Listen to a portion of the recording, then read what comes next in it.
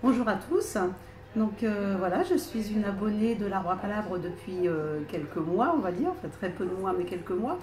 J'ai découvert l'Arbre à Palabres par hasard, un pur hasard, et j'ai commencé ma première lecture sélectionnée par Lydie avec le syndrome de Stockholm, qui a été une révélation pour moi, à travers Philémon, qui est un auteur que j'ai beaucoup apprécié. En sachant que je n'avais jamais auparavant lu de thriller de ma vie, parce que c'était vraiment un domaine que j'envisageais pas de lire. Je suis plutôt auteur classique, sortie littéraire, des choses un petit peu plus, un peu moins gore, on va dire. Et j'ai adoré Philémon. Enfin, franchement, voilà, c'est un auteur, c'est son histoire. On voit que c'est écrit à la perfection, un style et une forme grammaticale vraiment très très rigoureuse.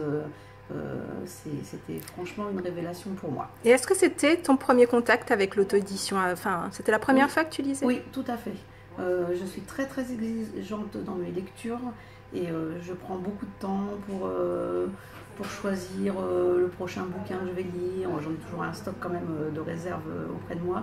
Mais auto-édition, tu connaissais pas? J'en avais un peu peur. Ouais. Et du coup, à travers toi, je t'ai fait confiance et je me suis dit, ben voilà, Lydie, ça doit coller.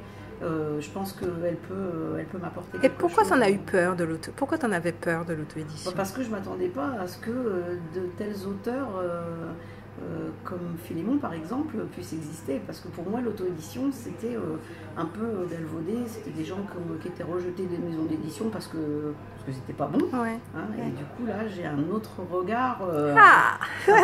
Mon regard a complètement changé envers l'auto-édition. D'accord. Bah alors, fais-nous découvrir cet ouvrage et cet extrait de Philémon. Alors, un tout petit extrait de Philémon.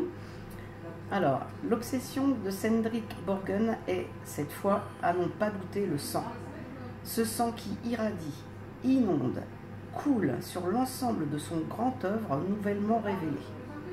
On peut dire que chaque œuvre est un choc visuel, émotionnel, viscéral, de ce foisonnement d'œuvres toutes surprenantes, extraordinaires, magistrales, de cet éclatement de sang et de blanc, le blanc de la toile, laissé vierge à côté, ou encore perceptible sous le rouge champ, de ces 3267 œuvres, j'y reviens, tant cette production est proprement insensée, il reste l'impression diffuse d'un monde merveilleux, étrange, fascinant, envoûtant, que l'on a traversé et duquel on est revenu changer avec le sentiment d'avoir vécu quelque chose d'intense, de passionnel, de charnel, de violent et de sanglant, bien évidemment.